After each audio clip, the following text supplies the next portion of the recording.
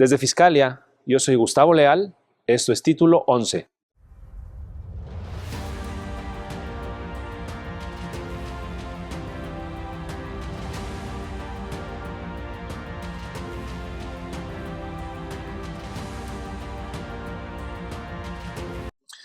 No importa si tienes la razón o no. Actualmente puedes perder un juicio si tú como contribuyente tienes fallas en cuestiones formales o de procedimiento. Perder un juicio no por el fondo del asunto, sino porque no se cumplió con algún requisito formal, no parece brindar justicia. En un esfuerzo por cambiar esta situación, se ha creado en el Tribunal Federal de Justicia Administrativa el juicio de resolución exclusiva de fondo, en el cual no se analizan argumentos de forma o de procedimiento, sino que se centra en el sujeto, objeto, base, tasa o tarifa, es decir, en los elementos esenciales del impuesto. En esta segunda emisión de Título 11, desde el edificio del Tribunal Federal de Justicia Administrativa en San Pedro Garza García, Nuevo León, platicamos con el doctor Jorge Castañeda González, magistrado de la segunda sala especializada en comercio exterior del tribunal, quien cuenta con una trayectoria de 37 años en lo contencioso fiscal, iniciando en la iniciativa privada defendiendo a empresas como Alfa y Banamex, posteriormente incorporándose a la Secretaría de Hacienda y Crédito Público, y por los últimos 20 años desempeñándose como magistrado de diferentes salas en la región noreste del país. Jorge es egresado de la Facultad de Derecho de la UNAM. Cuenta con una maestría en impuestos por el Instituto de Especialización para Ejecutivos en Monterrey, con una maestría en leyes por la Universidad de Tulane en Nueva Orleans, Estados Unidos, y con un doctorado en Derecho Comercial Internacional por la misma casa de estudios.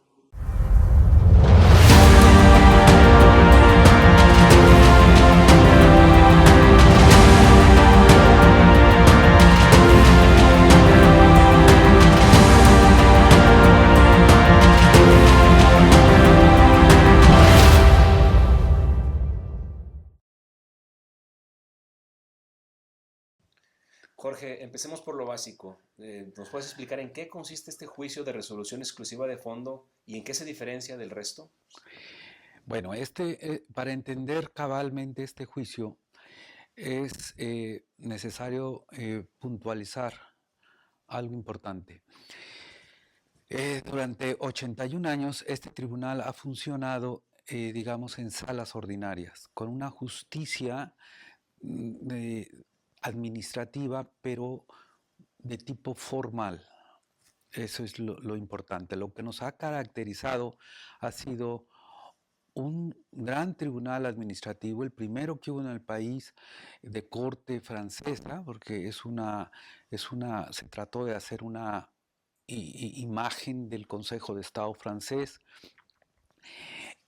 con la única salvedad de que no es instancia final, como sí lo es en Francia y en otros muchos países. Aquí no es instancia final porque el juicio de amparo, que es nuestra gran tradición jurídica, no podía ser soslayado. Entonces, en nuestro país, el juicio de nulidad está supeditado a la, digamos, confirmación del Poder Judicial vía juicio de amparo. Salvo aquellos casos en donde el Poder Judicial, básicamente a través de los tribunales colegiados de circuito, amparan y protegen al contribuyente, en todos los demás casos nuestras sentencias son definitivas, son la última palabra en materia administrativa y fiscal. Pero insisto, esa justicia ha sido predominantemente formal. ¿Y qué quiero decir con esto? Pues que el fondo ha pasado a un segundo término. Vemos fondo normalmente solo después de ver si la autoridad no incurrió en omisiones formales o en vicios de procedimiento. No, durante 70 años aproximadamente, esa era la tónica. Primero analizábamos las cuestiones formales y solo si no había alguna violación por parte de la autoridad, entrábamos al fondo. La ley hace una década aproximadamente fue reformada para obligarnos a entrar al estudio del fondo. sobre todo pensando en que el estudiar el fondo es más favorable para el particular. ¿Por qué? Porque se resuelve su asunto de raíz. No lo haces estar en juicios interminables, en procedimientos interminables de auditoría, de revisión, por parte de la autoridad. Cuando nosotros anulamos por forma o por procedimiento, la ley nos obliga a dictar una sentencia para efectos. Esta sentencia para efectos permite a la autoridad volver a actuar. La autoridad, al volver a actuar, repone el procedimiento en su caso o simplemente cumple con las omisiones formales en que haya incurrido de acuerdo con el criterio del tribunal. Pero una vez que cumple con ello, la autoridad está en condiciones de emitir una nueva liquidación. Muchas veces la autoridad repite y repite y repite procedimiento y resoluciones en detrimento de una verdadera justicia administrativa. ¿Por qué? Porque el particular tiene que estar pagando garantías del crédito fiscal, pagando honorarios de los abogados, de los contadores, de los expertos, de los peritos, con la incertidumbre de saber qué va a suceder con su situación fiscal, tiene que dejar constancia en sus resultados financieros, en sus informes, la contingencia que implica el juicio de nulidad en cuestión. Es un problema delicado y es recurrente. A pesar de que ya tenemos la obligación de resolver en cuanto al fondo, sigue siendo recurrente el ver la forma. Ese es el verdadero problema. Las demandas de nulidad contemplan agravios de forma, de procedimiento en lo fundamental y en menor medida de fondo. El foro se ha acostumbrado a grandes rasgos a discutir forma, procedimiento. Yo creo que si desde hace muchos años nuestra preocupación fundamental fuera el fondo, nuestro sistema fiscal mexicano fuera muy distinto. Eso ha dilatado el desarrollo del derecho fiscal. El estar discutiendo formalidades, vicios de procedimiento, muchas veces circunstancias accidentales, no relevantes, nos ha distraído la atención principal. La gente está más preocupada por encontrar si se identificó bien o no el auditor, por ejemplo, que en si es deducible o no la partida, si el objeto del impuesto abarca esa actividad que está siendo grabada en la liquidación, si se es sujeto del impuesto, si la tasa es la aplicable, aspectos importantes que son elementos sustanciales de las contribuciones. Eso pasa a segundo término, eso ha pasado a segundo término. Tenemos una legislación inmensa con cada vez más facultades del fisco para regular esa legislación a través de reglas, de la página del SAT. Muchas cosas aparecen reguladas. Cada vez hay más intervención de la autoridad administrativa, no legislativa, en la materia fiscal y administrativa en general. Y todo cada una de esas regulaciones, cada una de esas reglas, cada uno de esos anexos a las reglas y anexos y reformas y modificaciones que surgen durante todo el año, todo eso crea un ambiente complejo.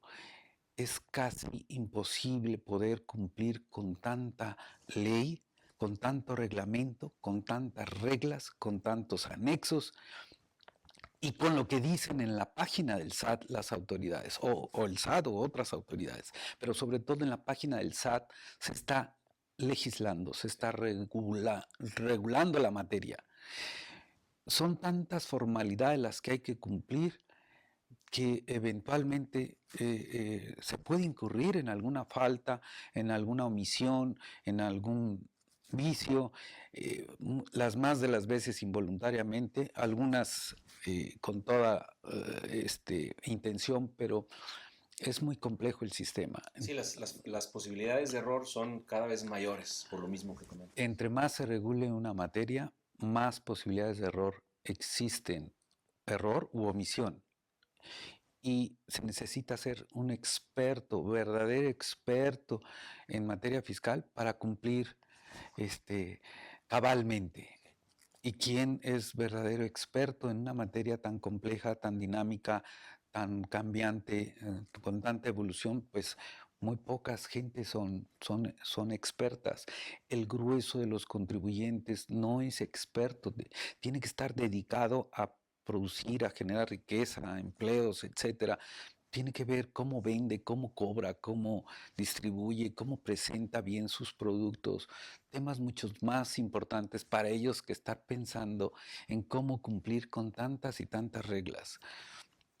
Bueno, ante ese panorama existen un buen número de medios de defensa en contra de lo que resuelven las autoridades, pero normalmente se resuelven formalmente y el principal efecto es que si no se cumplen con las formalidades, se reconoce la validez de la resolución. Se reconoce que el fisco tuvo razón al objetar esa omisión en la que pudo haber incurrido intencional o sin intención el contribuyente. Estamos acostumbrados en el tribunal durante muchas décadas a constatar si sí o si no el fisco tiene razón en lo que dice en la resolución. Si el particular no pudo probar que hizo lo que tenía que hacer, es válida la resolución del fisco. Reconocemos su validez, lo cual implica que al día siguiente el fisco cobre el crédito fiscal. En el ínterin, en el camino, el contribuyente ha respondido con una mecánica similar, equivalente. ¿A ti te importan mucho las formalidades, fisco? Pues ahora yo me fijo en cómo actúas. Y también te aplico la misma regla. ¿Se te olvidó anotar el RFC completo de tus auditores? Causal de nulidad. Y el tribunal ha entrado en ese juego de formalidades. El fisco extremadamente formal, los abogados de los contribuyentes extremadamente formales, atacando cualquier cosa en que pudo haber incurrido el fisco. El resultado es que este tribunal, constreñido por esa doble vía formal, pues sus sentencias han sido formalmente emitidas. En esencia, el 70-80% de las sentencias atiende a lo que nos están planteando las partes, que las dos partes plantean asuntos formales, la mayoría de los casos. Ante este panorama surge una idea fundamentalmente de Prodecon y de algunas otras autoridades en donde de lo que se trata es olvidémonos unos y otros de las formalidades y entremos al fondo del asunto. ¿Debes o no de pagar impuesto por la actividad que realizas, por ejemplo? ¿Debes o no de cubrir ese impuesto de acuerdo con la base que tú dices o no? ¿Debes o no cubrirlo a la tasa que dice la ley según la interpretación del fisco o del contribuyente o no? Esos aspectos que son sustanciales, se pensó en la iniciativa que podrían ser el objeto de estudio del tribunal, por primera vez en la historia. Unos y otros olvídense de la forma vamos a ver en lo sustantivo quién tiene la razón. Ese es en esencia lo que se busca con la creación de esta nueva sala de resolución exclusiva de fondo. Ahora, entiendo que hay algunos requisitos, no cualquiera puede tener acceso a este modelo o a esta opción de juicio, ¿verdad? Es cierto. Quizás en reformas posteriores se resuelva o se haga una mejor distribución de este tipo de juicios. Pero por lo pronto salió legislativamente hablando acotado el juicio. La procedencia del juicio está limitada a ciertos casos. Hay dos grandes limitaciones. Una limitación que tiene que ver con el origen, de dónde vienen las resoluciones.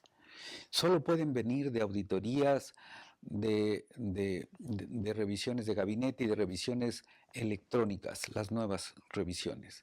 Si la resolución proviene de ese tipo de ejercicio de facultades,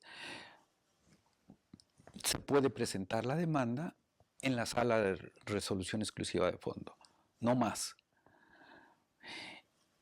Y eso implica que básicamente sea el SAT el sujeto demandado en ese tipo de juicios. Sí. El SAT, el Servicio de Administración Tributaria. Y otra gran limitante es la del monto, la de la cuantía. Tienen que estar en controversia montos que superen las 200 unidades de medición en los términos modernos, actuales de la reforma del año pasado, y eso implica algo así como 5.510.000 pesos.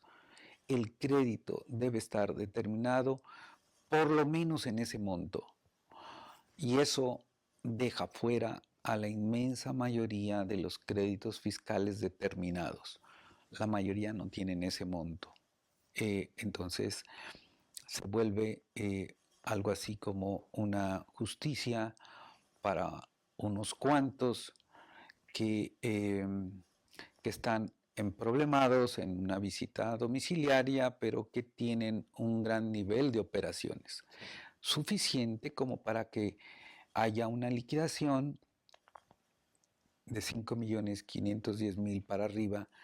Imagínense el ingreso que debe tener la empresa para que haya una liquidación de 5 millones. Debe ser considerable. Y eso ha hecho que se critique, el foro ha criticado el haber reducido o más bien magnificado el monto porque no corresponde a la generalidad de los montos controvertidos en el tribunal. No corresponde. Pues sí, porque tal vez podríamos pensar que la mayoría de los contribuyentes, que son los que no están en esos montos, a lo mejor son los que más incurren en fallas de cumplimiento, porque son los que no tienen acceso a despachos de asesores, los que no tienen sistemas suficientes que les ayuden a cumplir adecuadamente. Entonces podríamos pensar que se trata de una especie de justicia de élite, ¿verdad? Ese es el punto, lo has dicho muy bien. La mayoría de los contribuyentes no tienen recursos o los tienen limitadamente para pagar a expertos que les lleven la contabilidad con toda pulcritud. Quizás esa es la cuestión. Ellos son los que más necesitan este tipo de posibilidades, sí. Que se vea que ahí está el gasto, que sí era un gasto estrictamente indispensable para la actividad del contribuyente, que aquel a quien le pagaron el producto, el bien, la materia prima, lo acumuló y pagó impuesto, no hay perjuicio ni por un lado ni por otro, simplemente que la deducción se hizo sin cubrir algún requisito formal, pero sí hubo la compra. Sí. Y sí generó la riqueza correspondiente y la utilidad fue grabada para el proveedor de esa materia prima, por decir un ejemplo. Entonces, al final del día, el fisco recibió el impuesto sobre la renta por parte del que obtuvo ganancia y debería de permitir la deducción correspondiente de la base gravable del contribuyente que hizo la compra. Exacto. Pero no la permite porque se omitió una cuestión formal. Hay una disparidad tremenda en la realidad porque por cuestiones formales se dejan fuera muchos gastos, muchas inversiones, en general muchos egresos que pudieron haberse tomado en cuenta para abatir la base gravable y no se abate. Sí. No, eso por un lado, y por el lado de los ingresos también hay muchas formalidades que hacen duplicar ingresos, sí, a declararse. Entonces, por el lado que se le mire, el sistema imperante es extremadamente rigorista y realmente lo digo en ambos sentidos. Anulamos demasiado por formalidades en que incurrió la autoridad, pero también reconocemos la validez de esas resoluciones en muchos casos que en el fondo no hubo perjuicio para el fisco y tiene razón el particular. Sí. Esta sala de resolución exclusiva de fondo viene a tratar de resolver ese gran dilema. Muy bien. Vamos a un corte y regresamos.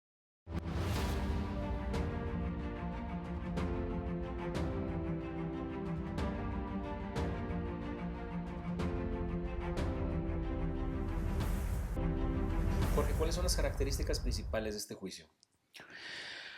Bueno, este juicio es fundamentalmente el juicio ordinario, adicionado con algunos aspectos novedosos. Los más importantes, de acuerdo con la propia exposición de motivos y los dictámenes de las cámaras legisladoras, son en relación con los principios de celeridad y oralidad. Este juicio ya incluye algunos aspectos propios de los juicios orales. Ya no es tan cargada la tendencia a lo escrito, sino que ya tiene ciertos visos de oralidad. No son muchos, pero sí son novedosos para nosotros. Por ejemplo, ahora se va a hacer una audiencia para fijar la litis. Y eso es muy, muy importante, porque se va a permitir que las partes estén presentes con el magistrado instructor y su secretario del caso para poder definir qué es lo que está en pleito, qué es lo que se está cuestionando, cuál es el meollo del problema jurídico que está siendo controvertido. Y esa audiencia es muy importante porque ahí se define eso. Y a partir de esa definición, que debe quedar asentada y aceptada por las partes, es lo que se va a resolver. Hoy en día, ¿qué pasa con los juicios ordinarios? Nosotros leemos la demanda, la contestación, las ampliaciones, si es que las hubiera, y las constancias del expediente. Y nos damos una idea de lo que quisieron discutir las partes. Idea que no necesariamente coincide con lo que realmente querían las partes, en especial el contribuyente. A veces el contribuyente no es lo suficientemente claro o nosotros no somos lo suficientemente capaces para entender qué es lo que realmente quiere y nos vamos por una senda que puede no ser la que él propuso en su interior, en su intención no era eso, pero bueno, así resolvemos. La sentencia va acorde con la litis que el instructor fija. En cambio, en este juicio de resolución exclusiva de fondo, se va a poder darle entrada a las partes para que de viva voz discutan entre sí, con la presencia del magistrado y del secretario, el pleito. ¿En qué consiste el pleito? De fondo, de raíz. Eso da mucho parque, mucha claridad a lo que se está discutiendo para que el juez pueda entender qué traen entre manos las partes. No es lo mismo leer argumentos que escuchar discusión. Sí. Es como en todo. A veces uno lee una página de un libro y no le entiende, pero si el autor se lo explica a uno, lo entiende fácilmente. Pues está sucediendo lo mismo con esto. Hay mayores elementos de comunicación, ya no es solamente escrita, hay expresión, hay otra percepción de las cosas, argumentación, argumentación. argumentación, discusión, eh, análisis, Y, enfrente. claro, y una vez que está definido este fondo, ¿cuáles son los criterios entonces que toma, en todo caso, el magistrado para resolver? Bueno, yo diría que son básicamente los mismos que ya tomamos. El instructor, la sala, tiene que analizar eh, si lo que determinó la autoridad en cuanto al fondo corresponde a la letra de la ley o a la interpretación jurídica de la letra cuando tal letra no es suficientemente clara, lo cual suele suceder. Sí. En este país, en donde, bueno, en la mayoría, pero lo acabamos de ver esta semana en Estados Unidos, se aprobó una reforma fiscal extremadamente compleja y se aprobó a marchas forzadas, casi en manuscritos. Sí. Las cámaras, las comisiones dictaminadoras prácticamente no tuvieron el tiempo suficiente para analizar la profundidad de esa reforma, Ni los efectos. ni los efectos, sobre todo los efectos. Esa reforma va a provocar muchos dolores de cabeza por la forma en que fue aprobada, sin mucho análisis y discusión. Y bueno, se basaron en la mayoría, escasa, pero mayoría que tienen los republicanos en el Congreso. Y guardadas las proporciones, pues lo mismo sucede en muchos países como el nuestro. Todos los años hay reformas y casi es una mayoría la que determina en la última noche cómo sale esa reforma. No se tiene tiempo para meditar sobre las consecuencias y los efectos que puede tener una reforma en materia fiscal. Y bueno, pues esa redacción improvisada a las carreras de la última noche del periodo legislativo hace que muchas leyes sean inconsistentes, incongruentes, obscuras, difíciles de entender. Y pues por eso está el tribunal. Yo creo que entre otras razones está por eso, porque nuestra legislación muchas veces adolece de claridad.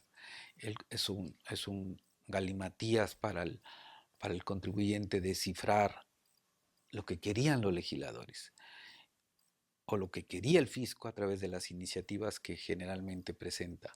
Entonces es un problema muy complejo. Por lo tanto, esa realidad compleja y de la forma en que son aprobadas las leyes se traslada al momento en que el magistrado tiene que resolver. Se enfrenta ante un texto obscuro, contradictorio, inconsistente con el resto de las disposiciones frecuentemente y tiene que tratar de encontrar el verdadero sentido de esa disposición.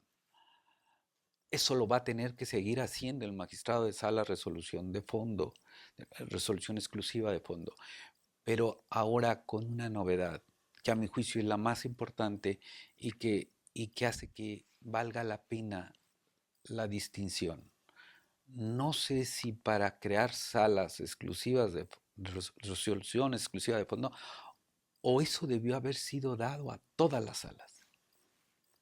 El siguiente paso es que esto que voy a decir sea otorgado no solo a una sala, sino a las 56 salas del país. Por lo siguiente, en la fracción cuarta del 58-27 de la Ley Federal del Procedimiento Contencioso Administrativo, se permite que la sala al resolver resuelva tomando en cuenta si las omisiones formales o los vicios en que incurrió no la autoridad, sino el contribuyente, en relación con los efectos que le dio la autoridad en su resolución a esas omisiones o vicios, no sean exagerados o exorbitantes o desproporcionales. Sí. Si la sala llega a considerar que esos efectos que le dio la autoridad, derivados de esas omisiones en que incurrió en forma voluntaria o involuntaria el contribuyente, son desproporcionados o exagerados, la sala puede anular la resolución, siempre y cuando, ese es el otro requisito, siempre y cuando no haya, no se hayan causado impuestos, no se hayan actualizado las hipótesis de causación que establezcan las leyes fiscales. El fisco, por supuesto, siempre dirá que se causaron y el contribuyente dirá que no se causaron. El meollo, el punto fino del magistrado tendrá que ser dilucidar si realmente hubo perjuicio o no al fisco y si realmente hubo o no exageración en los efectos que le dio a la omisión formal el contribuyente por parte del fisco. Ahí está la clave, ahí está la mayor reforma de este tipo de juicio y que merece ser estudiada y a mi juicio debería ser generalizada para todas las salas, porque eso sería justicia administrativa nacional. Estamos hablando de una gran responsabilidad, a final de cuentas, que queda en las manos del juzgador, ¿verdad? Porque está rompiendo con un paradigma, como bien mencionas, de más de 80 años, con una tradición de más de 80 años, con una estructura de pensamiento, sí. y parece ser una herramienta, si es que se le puede decir así, que puede tener un impacto de grandes responsabilidades, ¿correcto? Sí, totalmente de acuerdo. Yo creo que ahí está el reto, y por un lado, y lo novedoso por otro. Bueno, y en ese sentido, podemos comentar un poco sobre la integración de las salas. Es decir, ahorita sabemos que se proyectaban 3 salas inicialmente. En una primera etapa, ahorita solamente se ha instalado una sala.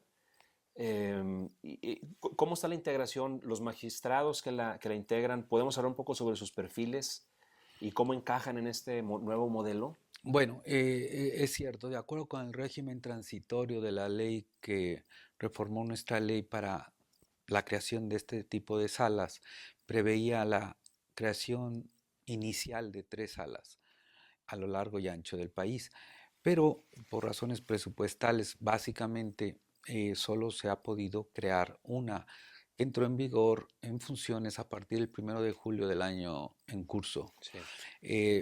Se tienen, digamos que, 6 meses escasos de funcionamiento de la primera sala y para integrar esa primera sala se hicieron estudios de quienes deberían de cumplir con el perfil y se hizo una selección, a mi juicio, muy equilibrada, muy feliz de esa primer sala.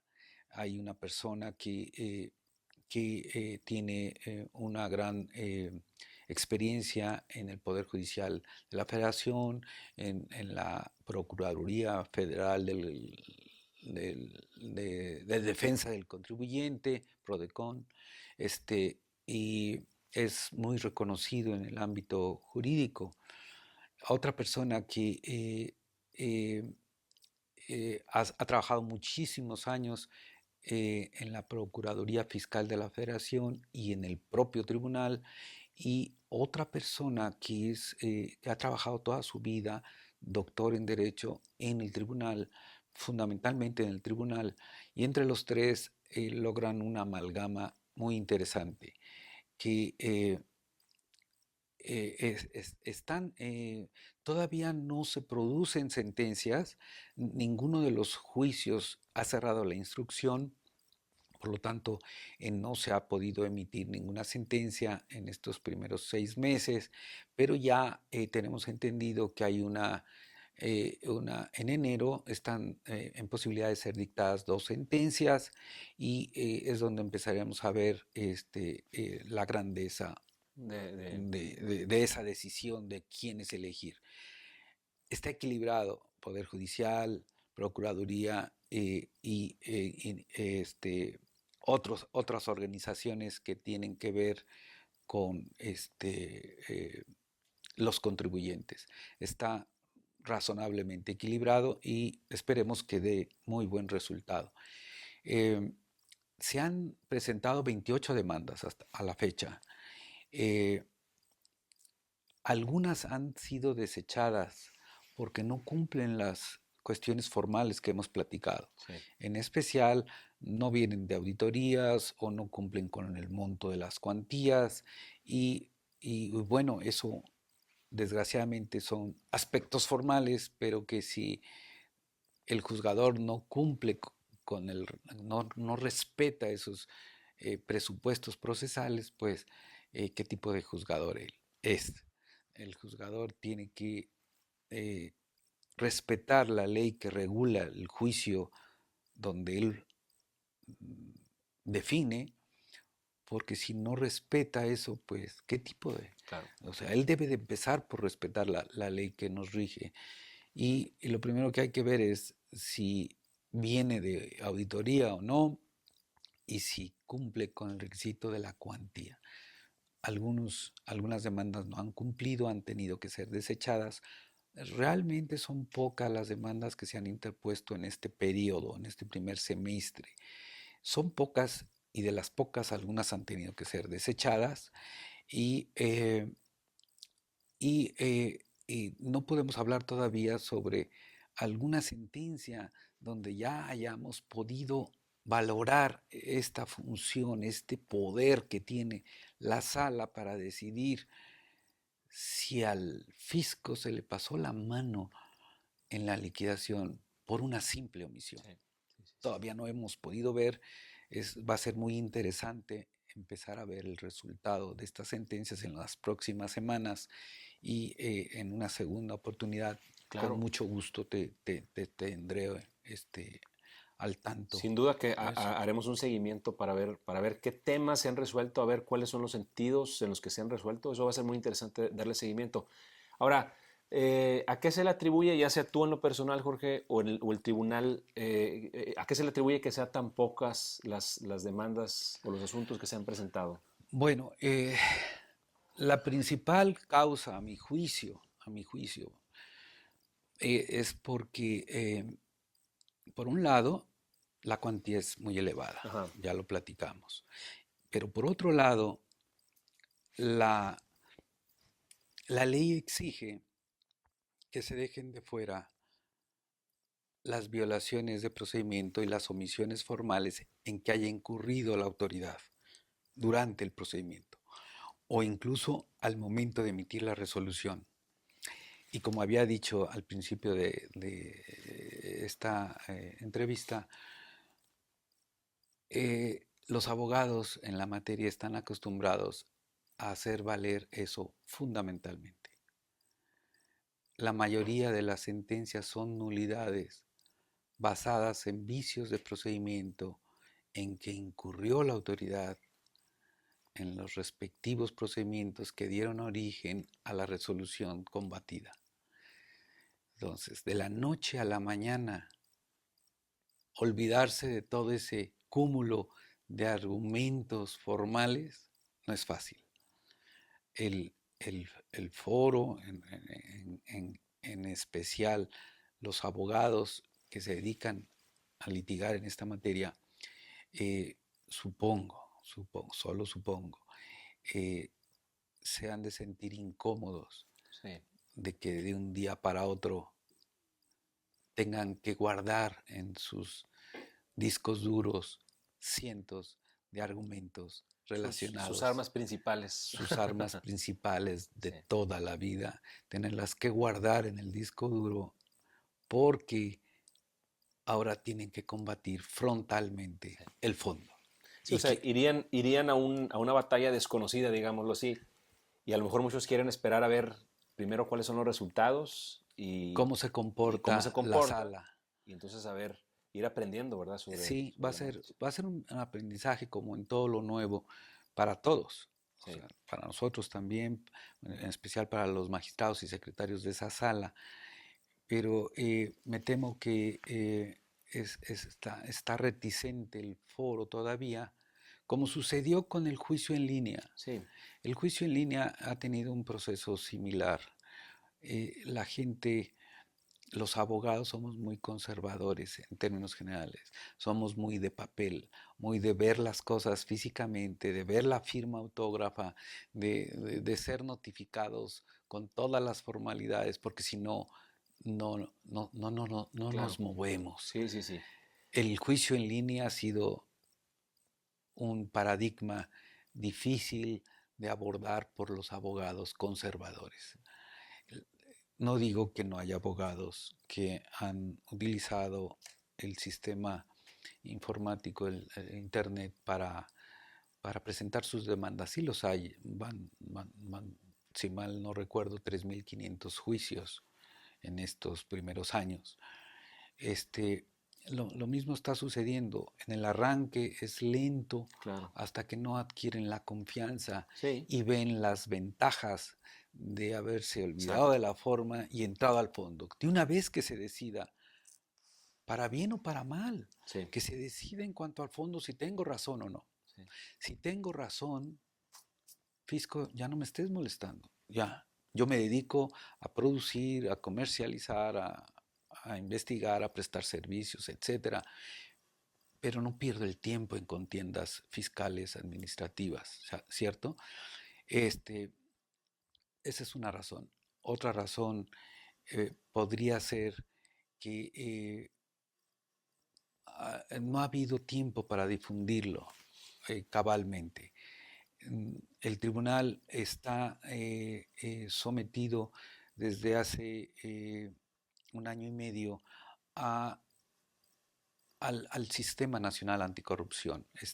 Forma parte integral y fundamental del Sistema Nacional Anticorrupción, que es el que ha acaparado la atención en los últimos meses. Constitucionalmente se reformó la Constitución para prever que este tribunal, además de dirimir las controversias entre particulares y la administración pública federal, iba a poder sancionar las faltas graves cometidas por los funcionarios o por los particulares que corrompieran a esos funcionarios. Entonces, eso nos ha traído locos en el último año y medio, implementando lo necesario para que en cuanto el Poder Legislativo nombre a los magistrados y al auditor superior y al procurador, bueno, ahora ya no se llama procurador, pero al nuevo encargado de perseguir a los pillos en este país. Mientras eso no suceda, pues no hemos podido entrar cabalmente en operación. Pero eso también nos ha distraído para darle publicidad, Sí. divulgación a, a un tipo de juicio que resulta muy interesante a los ojos de lo que he estado Claro, muy comentando. revolucionario además. Es muy revolucionario y eso sí que se puede decir que es justicia administrativa. Sí, Verdadera justicia administrativa, no justicia formal. sí, correcto, sí.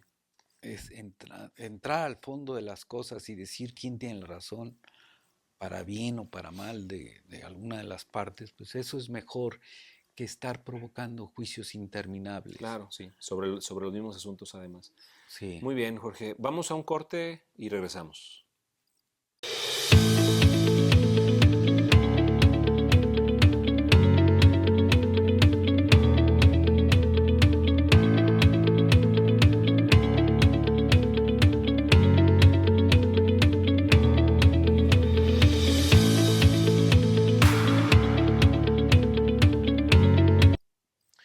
Jorge, yo sé que tú has seguido por años, inclusive has sido uno de los principales promotores de un tema fundamental en ese sistema mexicano del que estamos hablando, y tiene que ver con la reforma al artículo 5 del Código Fiscal, en el que se ha buscado darle prevalencia al fondo sobre la forma.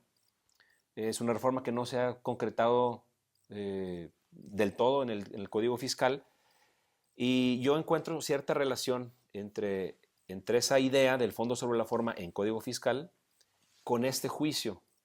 Tú, en tu opinión, en tu experiencia, en tu perspectiva, ¿cómo ves que si este puede ser un primer paso hacia abrir la puerta a llegar a un sistema ya generalizado de fondo sobre la forma? ¿Cuál es tu percepción en este sentido? Pues es muy interesante lo que acabas de decir. Yo pienso que si se reforma el artículo 5 del Código Fiscal para dar cabida al fondo sobre la forma en la interpretación y aplicación de las leyes fiscales, en especial en la interpretación, eso va a obligar al legislador a que en el tribunal, en todos los casos, se parta de esa base, del fondo sobre la forma, y que paradójicamente ya no sea necesaria la sala de resolución exclusiva de fondo. Si todas las salas podemos hacer lo que ella puede hacer, ya no se necesita crear una sala especializada, ¿sí? El primer efecto de esa reforma eventual al quinto sería ese, que todas las salas resolviéramos como dice el quinto. Si el quinto llega a decir que en todo caso se trate de encontrar el sentido de la ley,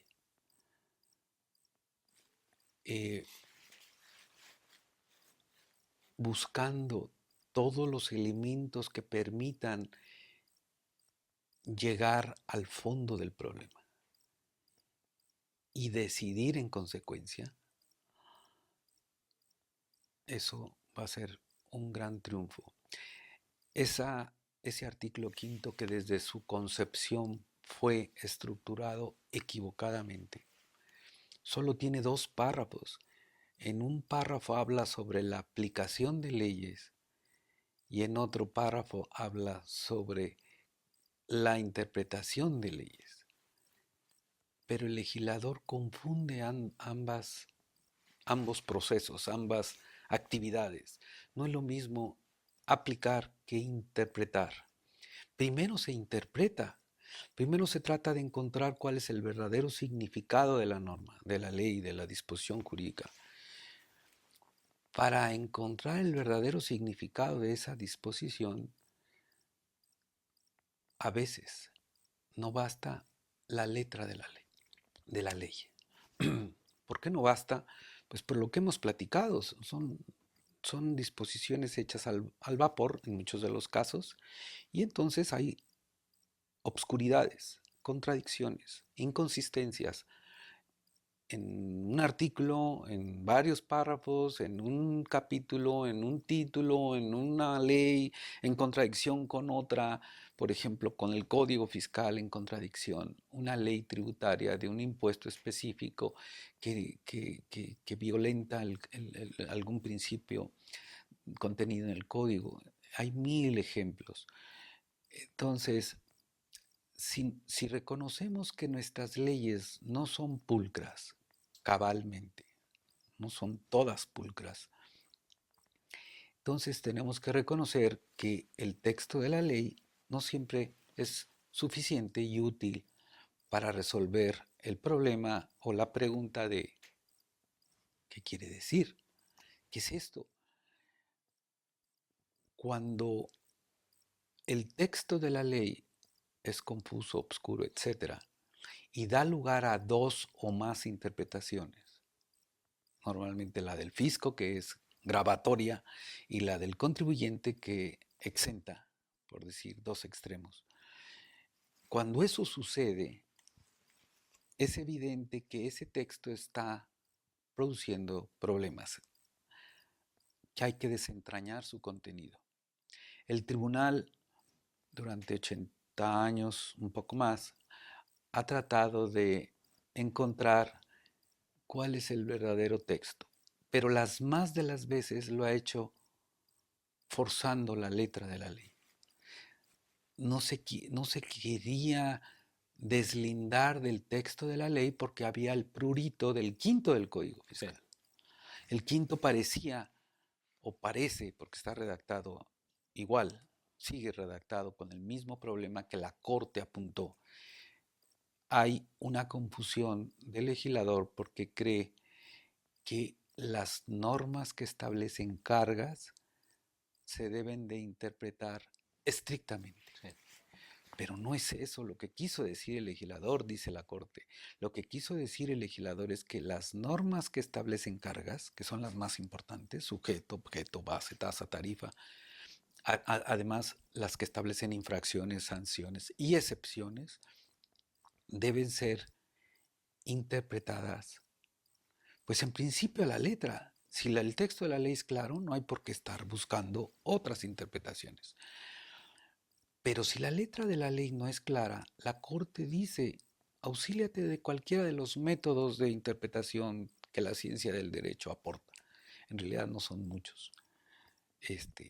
Y normalmente el que sale a colación es el método de tratar de encontrar cuál fue el sentido que le quiso dar el legislador. ¿Y cómo encontrar ese sentido? Normalmente se encuentra a través de el análisis del trabajo legislativo.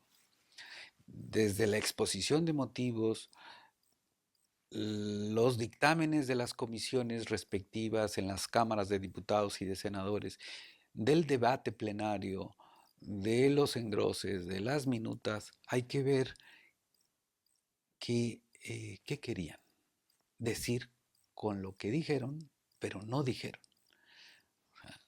¿Qué importa más? ¿Lo que dijeron o lo que quisieron decir? Sí. Ahí está el gran debate. El gran debate ha sido ese en nuestro país y en muchos países. Tuve la oportunidad de comparar qué dice la Suprema Corte de Justicia de la Nación nuestra y la de Estados Unidos. Mi tesis doctoral es sobre eso. Cómo la Corte de Estados Unidos resuelve este problema y cómo la Corte mexicana lo resuelve. Y encontré en pocas palabras que la Corte americana es más propensa a permitir o a darle valor a la intención, al espíritu del legislador, más que a la letra. Sí. Inclusive ellos tienen el principio de que si la intención del legislador está claramente dicha en el trabajo legislativo, prevalece sobre el texto de la ley. En cambio, nuestra Corte no. Nuestra Corte siempre ha sostenido que si el texto de la ley es claro, prevalece el texto, aunque la intención haya sido otra. Esto tiene su ventaja, crea seguridad jurídica, porque ahora resulta que para saber cuál fue la intención del legislador hay que hacer análisis Sí. exegéticos. ¿Quién tiene tiempo para eso? ¿Quién tiene la capacidad? ¿Quién tiene Los medios los para hacerlo. medios? Y ahora más o menos ya empieza a ser público el debate en las cámaras. Pero antes no había debate. Sí. Las reformas fiscales pasaban por una aplanadora. Todo se aprobaba tal como había sido enviado por el Ejecutivo. Hoy en día no sucede eso. Hay discusión y hay registro de esa discusión, aunque sea incipiente. Todavía nos falta mucho en eso del debate en materia fiscal legislativo, pero estamos mucho mejor que hace algunos años. Entonces, volviendo al punto, la Corte ha dicho, puedes interpretar las leyes fiscales con la ayuda de los métodos que exige, que exhibe, que otorga, que permite la ciencia jurídica, y una vez que encuentres cuál es el significado de esa ley, lo que tiene que ser estricto es la aplicación. Aplícalo al caso que coincida exactamente con ese significado, pero no se lo apliques a un caso que tiene una variante, que Sí. se parece pero no es igual. Y no dejes fuera un caso que coincide con las características solo porque tú crees que no debe de quedar adentro. Eso, en pocas palabras, se llama analogía. La aplicación analógica está prohibida en esta materia y tiene sentido que esté prohibido, porque si no, cada gobernante podría decir, como en siglos pasados, esto también queda grabado porque a mí me parece que es muy semejante a esto otro. Sí. Lo que las cortes legislativas han promulgado se parece a lo que yo estoy viendo aquí, entonces también te lo cobro de impuesto. Eso no puede ser. Esta etapa ya la superamos. Lo que está prohibido es la analogía en la aplicación de las leyes, pero no está prohibido buscar el verdadero significado de las leyes en el momento de su interpretación. Bueno, si en estas dos actividades se permite privilegiar el fondo sobre la forma, va a cerrar el círculo. Vamos a tener una mejor justicia para todos, no solo para los que tengan asuntos multimillonarios, no solo para los que tengan auditoría, sino para todos los que reciban una resolución de cualquier autoridad, no solo el SAT, cualquier autoridad en donde no haya perjuicio al fisco, haya en juego omisiones formales a las cuales se les está dando un desorbitante efecto Exacto. negativo para el contribuyente. Pero entonces aquí que hay otro elemento en juego, que es, digamos, el sistema actual de reglas, ¿verdad? Es decir, el conjunto de reglas que tenemos actualmente, que como ya pusiste algunos ejemplos, requisitos de la factura, por ejemplo. Vamos a decir, todo este sistema de requisitos infinitos, ¿cómo queda? ¿Cómo queda si llegáramos a ese punto donde prevalezca el fondo sobre la forma? ¿No tendríamos que quitarnos de todas estas cuestiones de formalidades o cómo entran en este engranaje nuevo que se está buscando? Pues sí, ese es el verdadero problema de muchos de los problemas que tiene el país. Estás tocando la esencia de México, Sí, estás tocando porque el modo sería de ser de básicamente echar para atrás todo ese sistema de requisitos para prevalecer eso y eso pues no pareciera fácil, aunque es lo que quisiéramos los contribuyentes para no tener que estar tan agobiados con tanto requisito, sí, pero ese paso parece que no es claro, ¿verdad? Y llegar a ese punto. sí, es un círculo vicioso. A mayor formalidad, menos deseo de cumplir con tanta formalidad. A mayor, eh, a mayor falta de estímulo para cumplir con tanta formalidad, mayor incumplimiento, mayor evasión o defraudación o elusión. A mayor elusión, mayor defraudación, mayor contrabando, por ejemplo, mayores requisitos para... Es el círculo de nunca acabar. El problema es que con la creación de esta sala, eventualmente no importa lo que diga el legislador. Establece los requisitos que quieras. Si yo veo que el contribuyente no perjudicó al fisco, voy a tolerar que no haya cumplido con los requisitos. O sea, llevado esto al extremo, va a permitir que esa sala se convierta en algo muy poderoso, Sí. en algo que elimine las formalidades del sistema legislativo. O sea, una sala... O que las legitime. Pudiera ser. Si toman la otra tendencia, la otra visión de sala, Puede ser. va a fortalecer el formalismo. Sí, sí, sí.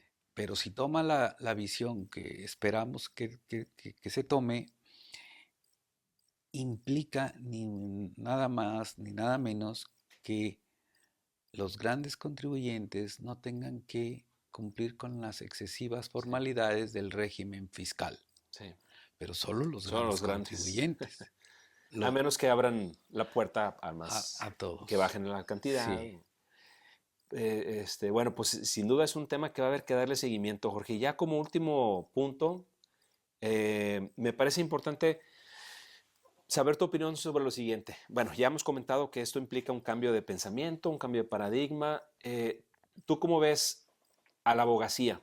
La gente que viene a presentar las demandas, digamos, pensando en los estudiantes, en la formación académica o inclusive en los litigantes que ya actualmente trabajan, ¿qué cambio de visión o qué cambio de preparación crees que se vaya a requerir para entrar en este nuevo campo de batalla, como lo calificamos ahorita?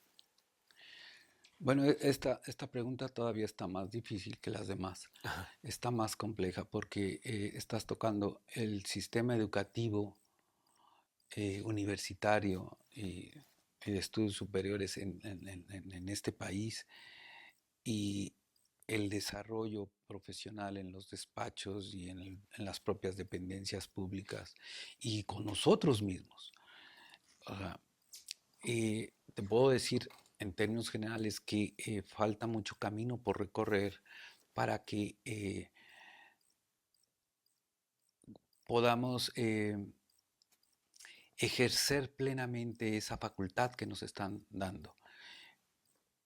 En cuanto a tocar el fondo, sí, estamos muy acostumbrados a tocar los procedimientos, no sabemos de memoria que primero hay que emitirse una orden de visita y luego notificarse personalmente con el representante, con el contribuyente, etcétera, etcétera. Mil formalidades no las sabemos de memoria, pero no dominamos cuál es la base gravable de renta o de IVA o del impuesto especial sobre producción y servicios, etcétera.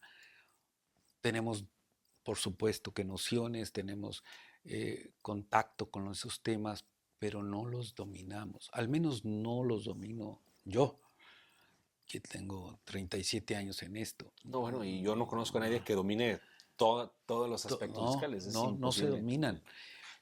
Pero si cambia la perspectiva y lo que va a importar más es una justicia sustantiva, haya que entrarle al fondo de estos grandes temas, pues es necesario que desde las aulas sí, el derecho fiscal se enseñe sustantivamente. Tener bien dominados los elementos constitutivos de las contribuciones, por ejemplo, y empezar a entrenar a los futuros abogados en esas lides. Nuestra educación profesional del derecho en este país es romanista, es romano-germánica. Y eso implica fundamentalmente una enseñanza de viva voz por el maestro que se para 50 minutos en 30 centímetros por arriba de los alumnos, habla 50 minutos, dice su verdad, dice la lección, y ahí nos vemos. Si tomaron notas, si estuvieron atentos, bien por ellos, por los alumnos, pero si no, y si no entendieron y no preguntaron, ahí nos vemos. El día del examen, ¿qué ocurre? Pues los mejores alumnos son los que tienen buena memoria, Sí. los que recuerdan qué dijo el Señor ese día o un día, qué dice la doctrina, qué dice la ley, y los que recitan una u otra cosa más o menos bien, sacan 10. Los que no tienen esas facultades tan desarrolladas sacan mala nota, cuando pueden ser excelentes futuros abogados. Pero no, se privilegia la memorización de los temas, no la argumentación, no la discusión, no la práctica, no, no, no el caso, no el precedente, como en el sistema anglosajón.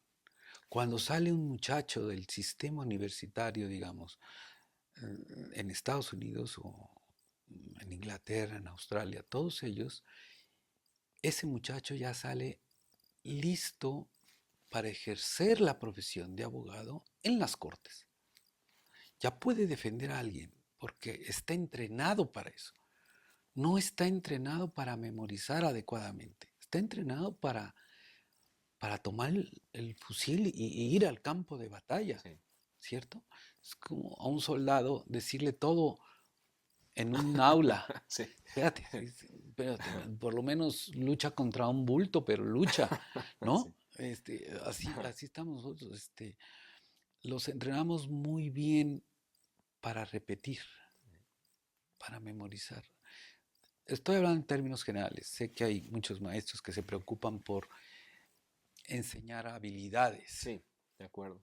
Pero en general como Pero sistema educativo. sí, en general estoy hablando con el sistema educativo. Al menos en Derecho, he dado clases en 9 universidades, nos preocupamos más por decirles qué dice la ley y luego ellos no lo tienen que repetir Sí. el día del examen. No vemos casos, no los ponemos a resolver casos, no los ponemos a hacer demandas, recursos, contestaciones, sentencias, menos sentencias. No pensamos que esos mocosos van a ser jueces o podrían serlo un día. Claro. Sí. Nunca les dijimos cómo dictar una sentencia. Sí. ¿No? Así está esto. Si no enseñamos a las gentes realmente lo que importa el sistema tributario, cómo embona, cómo encaja, los límites que tiene el legislador, los límites que tiene la propia autoridad administrativa, esas cosas tan importantes, pues vamos a seguir en la forma.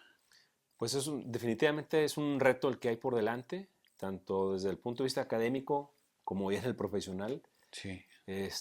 Y bueno, y el tema, como decíamos, no es solamente interesante, sino de suma trascendencia. Yo te agradezco mucho, Jorge, el tiempo dedicado y que nos hayas compartido tu experiencia y tus conocimientos. Y sin duda sí te quiero comprometer para darle seguimiento a este tema ya una vez que inicien que ya se empiecen a resolver los juicios, conocer los temas, algo sobre estadísticas de cómo se va manejando y qué es lo que va resultando de este nuevo modelo. Así es que pues te agradezco. No, fue un placer. Y nos vemos en la próxima. Gracias.